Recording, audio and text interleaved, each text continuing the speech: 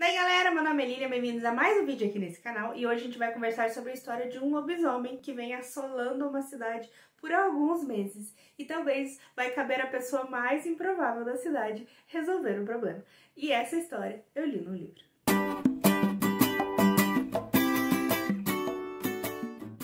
E o livro que a gente vai conversar aqui hoje é A Hora do Lobisomem, do Stephen King, que foi publicado originalmente em 1983 com o título original de Cycle of the Werewolf.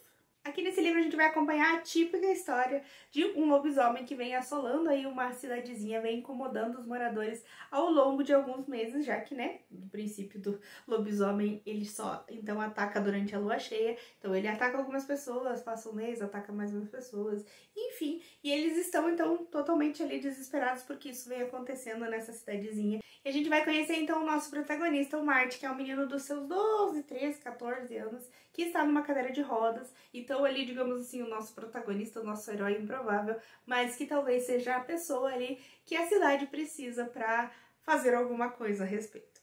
A primeira coisa que ia se destacar nesse livro é que, na verdade, não é bem um livro, é um conto. Eu acho que nem chegaria a uma novela exatamente. Na verdade, tem algumas outras definições, né, que envolvem não só o tamanho para conto e novela. Mas enfim, então eu não sei nada disso, não vou falar besteira. Mas então, esse livro aqui, ele conta com 150 páginas, se eu não me engano. É em torno... deixa eu ver... menos que 150 páginas, mas assim, tem muita ilustração. Tem também muitas páginas que não tem nada, como é o caso, assim, quando ele mostra dos meses, quer ver? Deixa eu mostrar pra vocês. Ó, tem uma ilustração, daí tem qual mês que tá, e daí pula pra uma outra ilustração com um mês. Então, assim, se você for resumir mesmo, a quantidade de coisas escritas é bem pouco, então é uma leitura que você faz super correndo.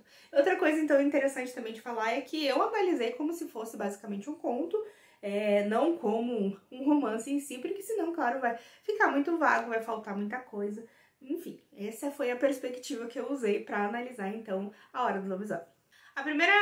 O primeiro contato que eu tive com essa história, eu já senti um conto de lobisomem super lugar comum, super genérico. Não acho que tenha algo assim que destaque a história, tirando talvez as características do protagonista, a idade, por ele ser um menino na cadeira de rodas e tudo mais, que talvez fuja um pouco do que as outras histórias trazem. Mas o que acontece, o que vem sendo desenrolado é a mesma coisa de muitas outras histórias. E olha que eu não li muitas sobre lobisomens, então, sei lá, não achei assim inovador. Outra coisa que dificulta um pouco aqui é que você acompanha alguns personagens, principalmente, claro, para trazer a problemática do lobisomem e as pessoas que são atacadas, mas não é pessoas que você vai criar algum tipo de vínculo, já que elas vão ser eliminadas. E quando o Marty aparece, que é o nosso protagonista, eu senti muita falta de conhecer mais ele, de a gente saber quem ele é, porque me pareceu, apesar de ser muito legal trazer esses protagonistas para a história, que ele é basicamente reduzido ao menino diferentão ali, né, que talvez sofra um pouco de preconceito por estar numa cadeira de rodas, e não muito mais do que isso. Então, acho que falta ali o que o King faz de melhor, que é a construção de personagem, então senti falta disso. O ponto alto desse livro, dessa experiência como um todo da biblioteca Stephen King, são as ilustrações, que são super bem feitas. Olha, eu vou mostrar aqui tipo, a primeira que aparece, que é muito legal, porque as descrições elas não são tão pesadas, não são tão assim gráficas. Senti um pouco de falta disso também, assim, principalmente falando de King, né? Esperava uma coisa assim mais trashona. E o que, na verdade, as ilustrações trazem para a história. Porque às vezes você imagina, ele conta o que tá acontecendo e você pensa, ah, tá, ok, passou, nem é tanto, assim. Mas aí quando você vê o desenho, você fica assim, eita, rolou umas coisas muito loucas. Deixa eu ver se eu acho um aqui. Teve uma ilustração em específico que eu achei muito legal e que eu acho que foi isso que eu senti, sabe? Não esperava, a história não foi tão... Ó, esse aqui, ó. No caso são os porcos ali que foram abatidos pelo lobisomem. Muito massa, assim. Você não consegue imaginar, talvez, sozinho e a ilustração te mostra, assim. Ou, por exemplo, até o esquema de proporção, assim. Uma pessoa perto do lobisomem, o quanto ele é mais alto, o quanto seria assustador ver uma fera desse tamanho.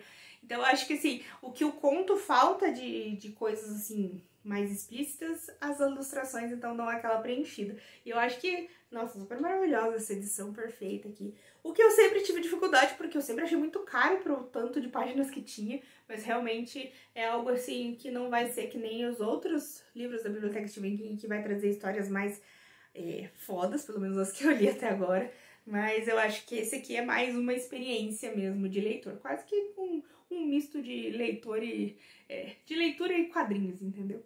Uma coisa que eu achei legal também são os grandes momentos, as grandes reviravoltas da história, que são bem feitas, não vou dizer que eu não achei legal, mas o problema mesmo é que falta tempo de você se conectar. Quando as grandes revelações vêm, principalmente envolvendo o lobisomem, não chega a chocar porque você não tem um panorama grande de todo mundo que vive ali, você não conhece os personagens, você não conhece a cidade. E eu senti, assim, falta. Eu sei que não foi a proposta desse livro em específico, mas eu senti um pouco mais de falta de o que foi feito, por exemplo, em Salem, que você conhece a cidadezinha, você pelo menos ouviu falar nas pessoas, e quando as coisas começam a dar errado, você sente por elas, você sente pelos vizinhos, você imagina o medo de você estar inserido naquela sociedade em que as coisas começam a dar muito errado. Então, acho que essa história teria um potencial de ser aí uma réplica no mesmo estilo, né? Não a mesma coisa de Salem, e que talvez eles só não quis fazer e tudo bem também. Porém, como não foi feito, não é muito memorável, acho que é uma história bem esquecível, e eu acho que eu gostei um pouco mais dela depois que eu assisti a adaptação, que eu já vou falar pra frente.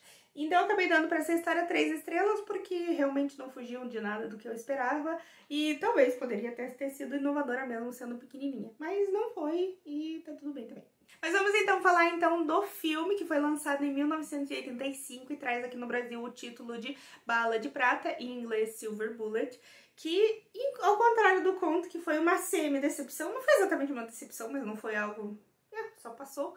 O filme já em si já foi uma boa surpresa, assim, acho que trouxe coisas que eu não esperava para a história, claro, porque não tem no conto, e eu acho que tudo que eles trouxeram a mais acaba agregando para a história. É o tipo de filme também, de novo, vai trazer aí todo o clima da história, eu acho que capta tudo que o conto quer passar, e claro, vai trazer mais coisas, mais elementos para preencher todo o tempo dele, né, porque você não... Um conto como aquele, tipo, sustenta um curta no máximo, né? Então ele precisa preencher as histórias, ou pelo menos tudo que fica subentendido no conto, ele acaba contando de forma realmente ali visual.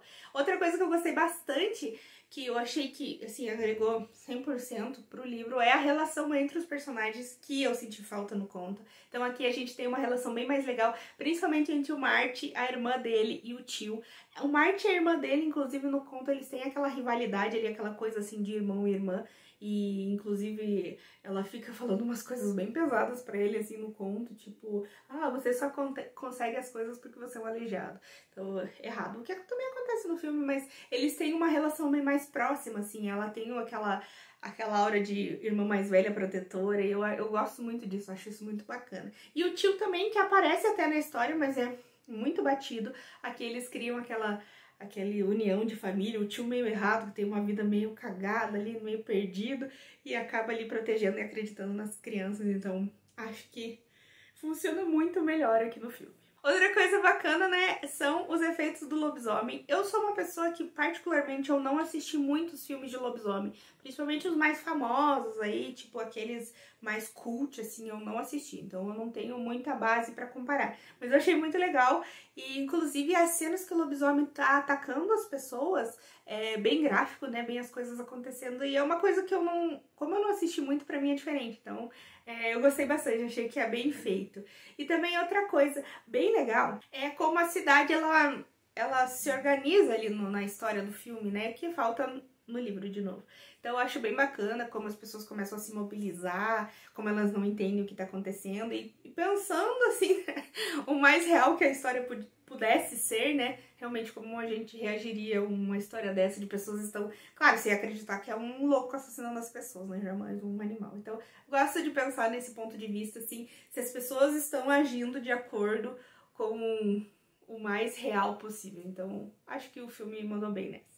Mas, de novo, achei uma história super lugar comum, nada inovadora. Só porque eu não assisti muitos filmes, talvez eu gostei.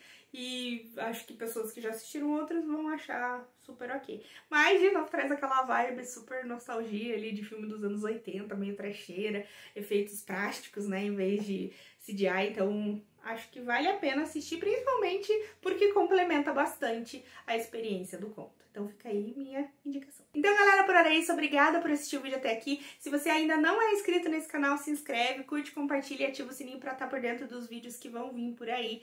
E também não se esquece de comprar com o meu link, vou deixar aqui na descrição caso você se interesse por essa edição maravilhosa da Biblioteca Stephen King. E a gente se vê então por aí.